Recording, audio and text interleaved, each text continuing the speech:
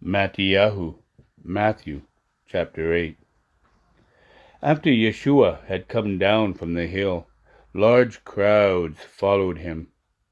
Then a man afflicted with tesseret came and kneeled down in front of him and said, "Sir, if you are willing, you can make me clean." Yeshua reached out his hand and touched him and said, "I am willing. Be cleansed." And at once he was cleansed from his tesseret.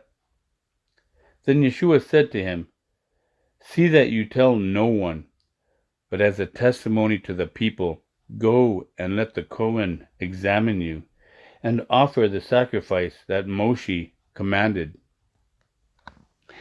As Yeshua entered Capharnaum, a Roman army officer came up and pleaded for help. "Sir, my orderly is lying at home, paralyzed and suffering terribly." Yeshua said, "I will go and heal him." But the officer answered, "Sir, I am unfit to have you come into my home. Rather, if you will only give the command, my orderly will recover. For I too am a man under authority, and I have soldiers under me. And I say to this one, 'Go,' and he goes. To another, 'Come,' and he comes. To my slave, 'Do this,' and he does it." On hearing this, Yeshua was amazed, and said to the people following him, "Yes, I tell you, I have not found anyone in Israel with such trust. Moreover, I tell you that many will come from the east and from the west to take their places at the feast in the kingdom of heaven with Abraham, Yitzchak, and Yaakov. But those born for the kingdom will be thrown outside in the dark, where people will wail and grind their teeth." Then Yeshua said to the officer, "Go, let it be for you as you have trusted." And his orderly was healed at that very moment. Yeshua went to Kepha's home, and there saw Kepha's mother-in-law sick in bed with a fever. He touched her hand, the fever left her, and she got up and began helping him.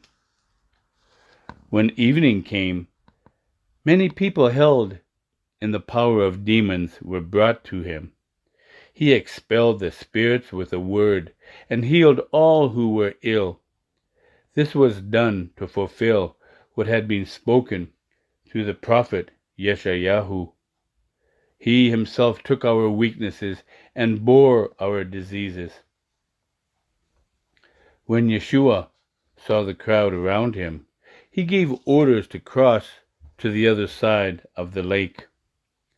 A Torah teacher approached and said to him, "Rabbi, I will follow you wherever you go." Yeshua said to him, "The foxes have holes, and the birds flying above have nests, but the Son of Man has no home of his own." Another of the Talmudim said to him, "Sir, first let me go and bury my father."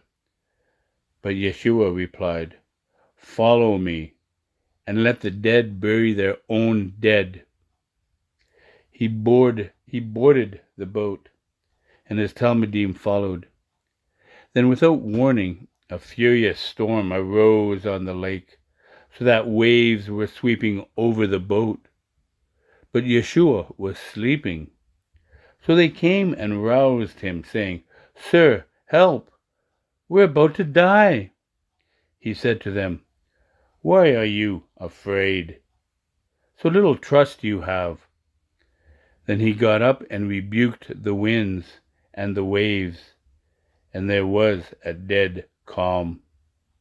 The men were astounded. They asked, "What kind of man is this, that even the winds and the sea obey him?" When Yeshua arrived at the other side of the lake, in the Gadarenes' territory, there came out of the burial caves 2 men controlled by demons, so violent that no one dared travel on that road.